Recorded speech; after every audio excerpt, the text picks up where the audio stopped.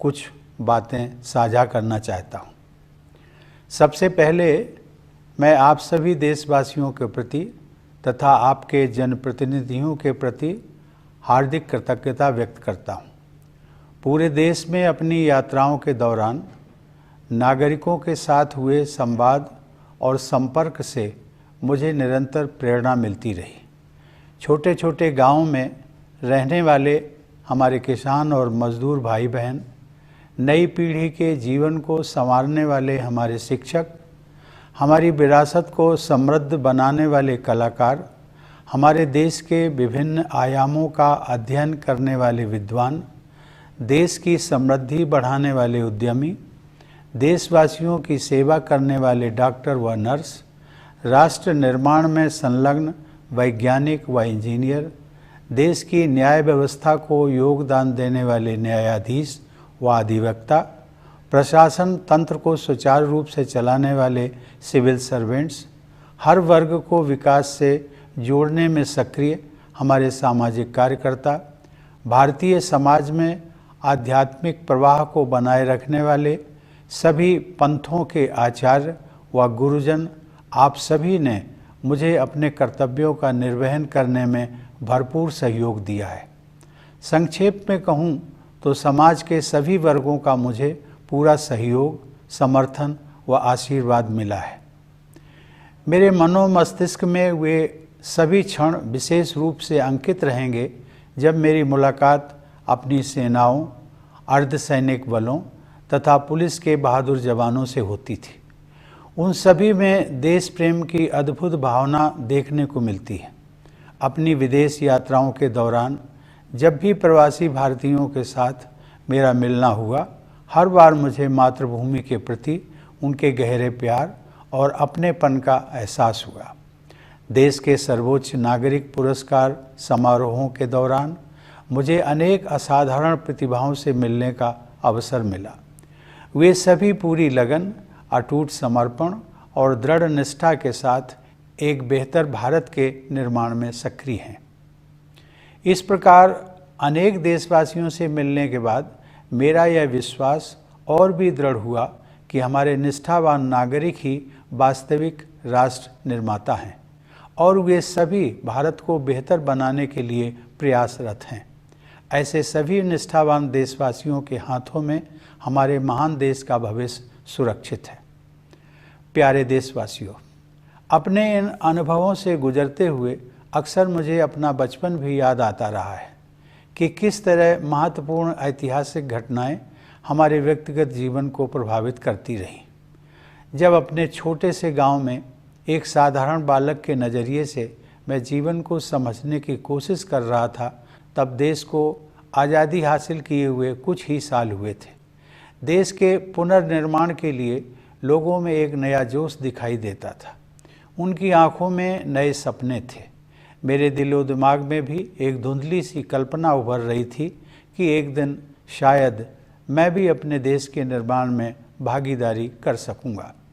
कच्चे घर में गुजर बसर करने वाले एक परिवार के मेरे जैसे साधारण बालक के लिए हमारे गणतंत्र के सर्वोच्च संवैधानिक पद के बारे में कोई भी जानकारी होना कल्पना से परे था।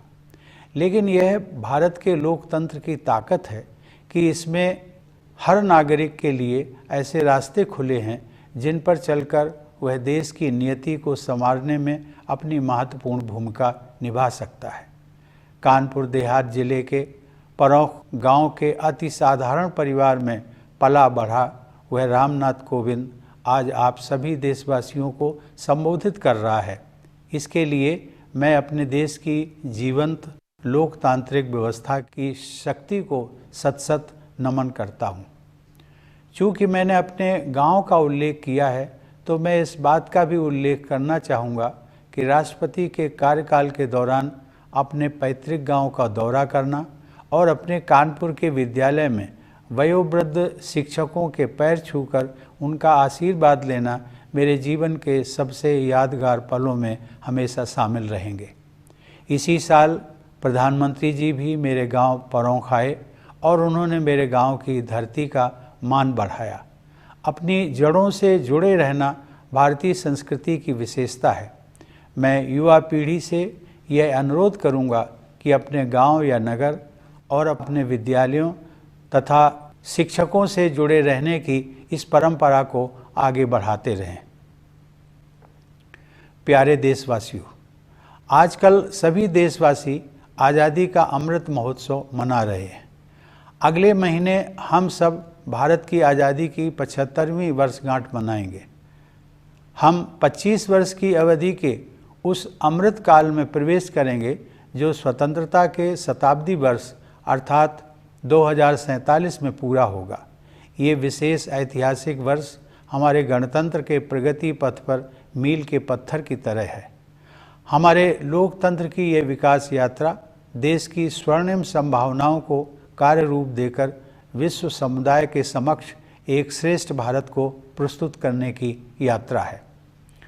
आधुनिक काल में हमारे देश की इस गौरव यात्रा का आरंभ ब्रिटिश हुकूमत के दौरान राष्ट्रवादी भावनाओं के जागरण और स्वाधीनता संग्राम के साथ हुआ।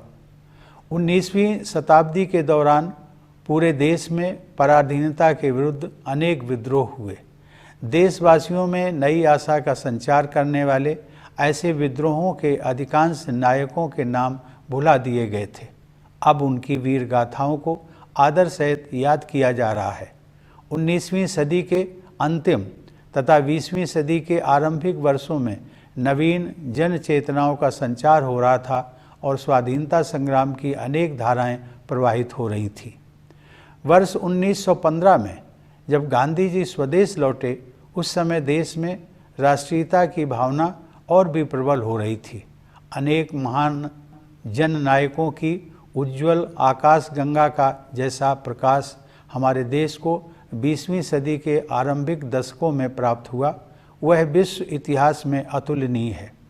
जहाँ एक और आधुनिक युग के एक ऋषि की तरह गुरुदेव रवींद्रनाथ टैगोर हमारी सांस्कृतिक विरासत से देशवासियों को फिर से जोड़ रहे थे, वहीं दूसरी ओर बाबा साहब भीमराव अंबेडकर समानता के आदर्श की ऐसी पुरजोर वकालत कर रहे थे जैसा अधिकांश विकसित देशों में भी दिखाई नहीं दे रहा था। तिलक और गोखले से लेकर भगत सिंह और नेताजी सुभाष चंद्र बोस तक, जवाहरलाल नेहरू, सरदार पटेल और श्यामा प्रसाद मुखर्जी से लेकर सरोजिनी नायडू और कमला देवी चट्टोपाध्याय तक, ऐसी अनेक विभूतियों का केवल एक ही लक्ष्य के लिए तत्पर होना मानवता के इतिहास में अन्यत्र नहीं देखा गया है। मेरे मस्तिष्क में और भी कई विभूतियों के नाम उभर रहे हैं, लेकिन मेरे कहने का तात्पर्य यह है कि स्वाधीन भारत की विभिन्न परिकल्पनाओं से संपन्न अनेक महान नेताओं ने भारत की स्वाधीनता के लिए त्याग और बलिदान के अद्भुत उदाहरण प्रस्तुत किए। इसमें कोई संदेह नहीं है कि स्वाधीनता संग्राम पर गांधी जी के परिवर्तनकारी विचारों का प्रभाव सबसे अधिक पड़ा और उस दौरान उन्होंने कोटि कोटि देशवासियों की जीवन धारा को नई दिशा दे दी। देवी और सज्जनों, लोकतंत्र के जिस पथ पर हम आज आगे बढ़ रहे हैं, उसकी रूपरेखा हमारी संविधान सभा द्वारा तैयार की गई थी। उस सभा में पूरे देश का प्रतिनिधित्व करने वाले अनेक महानुभावों में हंसाबेन मेहता, दुर्गाबाई देशमुख, राजकुमारी अमृत कौर तथा सुचेता कृपलानी सहित 15 महिलाएं भी शामिल थीं। संविधान सभा के सदस्यों के अमूल्य योगदान से निर्मित भारत का संविधान